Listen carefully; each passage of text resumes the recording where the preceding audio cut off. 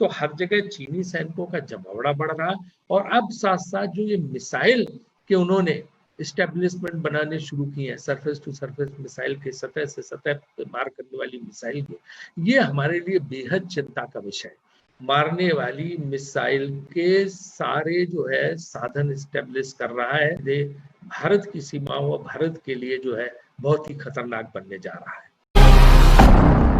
या तो हमें धोखे में रखा जा रहा है, हमें गुमराह किया जा रहा है, या सरकार खुद शुतुरमुर्ग की हालत में है कि बालू में सर दिया हुआ, उसको पता ही नहीं कि क्या हो रहा है।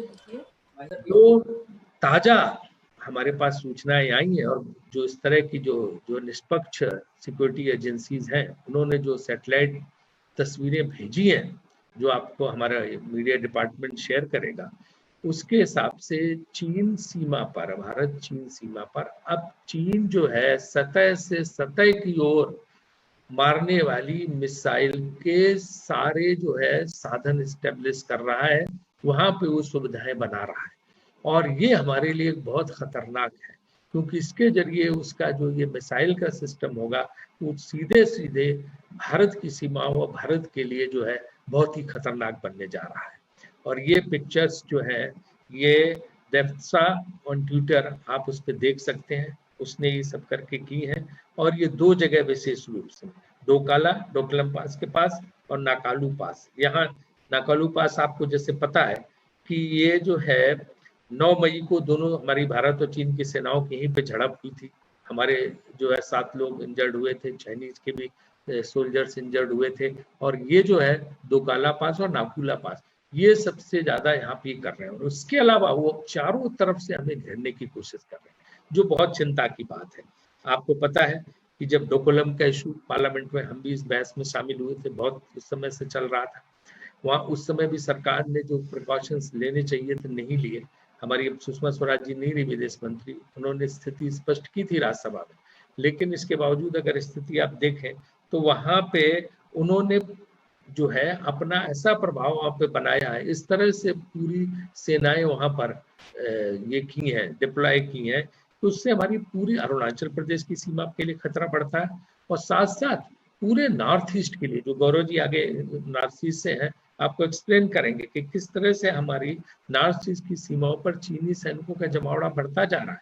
और ये बात अगर आपको याद हो कि 1 अगस्त 2018 को हमारे मीडिया डिपार्टमेंट के प्रमुख रणदीप सिंह सुरजेवाला ने उठाया था सिलीगुड़ी कॉरिडोर इशू, सिलीगुड़ी के ऊपर जो है, जिसको हम जो है चिकन नेक भी बोलते हैं, वहां पे भी जब आप देखें तो वहां पे उन्होंने सारे उस समय से इंफ्रास्ट्रक्चर बना रहे हैं, रोड गतिविधियां उनकी चल रही हैं, अब उन्होंने सारा कुछ वो बना लिया, हर तरफ से हमें घेरने का प्रयास चल रहा है। आपको पता है कि लद्दाख उसमें क्या हुआ था, उत्तराखंड में लिपुलेख, उसने वहां पे सड़क बना के किस तरह से हमें घेरने की कोशिश कर रहे हैं। तो अगर लद्दाख सीमा को देखें, उत्तराखंड सीमा को देखें, पूरे नॉर्थ ईस्ट को देखें, तो हर जगह चीनी सैनिकों का जमावड़ा बढ़ रहा है। और अब साथ साथ जो ये मिसाइल के उन्होंने इस्टेब्लिशमेंट बनाने शुरू किए हैं, सरफेस टू सरफेस मिसाइल के, सतह से सतह पे मार करने वाली मिसाइल के, ये हमारे लिए बेहद चिंता का विषय है। मैं भारत सरकार से आग्रह करूंगा कि तत्काल इस मामले में राष्ट्र को विश्वास में लिया जाए, राष्ट्र को वस्तुस्थिति से अवगत कराया जाए। क्योंकि हमारा संकट क्या है कि रक्षा मंत्री कुछ बोलते हैं, विदेश मंत्री कुछ बोलते हैं, विदेश सचिव कुछ बोलते हैं, आदरणीय प्रधानमंत्री जी के यहाँ से कोई बयान आता है, तो समझ में नहीं आ रहा, पूरा देश एक भ्रम की स्थिति में है कि असलियत क्या है। तो ये हमारे लिए एक जो है, और 14 सितंबर से पार्लियामेंट का सेशन भी शुरू होने जा रहा है।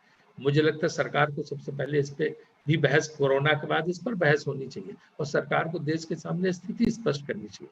लेकिन उसके पहले चूंकि 14 दिन है, सरकार को तत्काल देश को बताना चाहिए कि क्या ये मिसाइल सरफेस मिसाइल के जो ये बनाए जा रहे हैं सेंटर, वहाँ पे स्टेब्लिश की जा रही है, फैसिलिटी उनकी लगाई जा रही है, ये क्या सही है और हमारे लिए कितना घातक है। क्योंकि ये जो इंडिपेंडेंट एजेंसी जो वहाँ से सैटेलाइट पिक्चर भेज रही हैं, ये झूठी तो हो नहीं सकती, ये तो निश्चित रूप से सत्य है। तो सरकार को इस पे अपनी स्थिति स्पष्ट करना चाहिए, देश को गुमराह नहीं करना चाहिए, और देश को इस मामले में किसी धोखे में नहीं रखा जाना चाहिए। Press the bell icon and never miss any update from TNNI.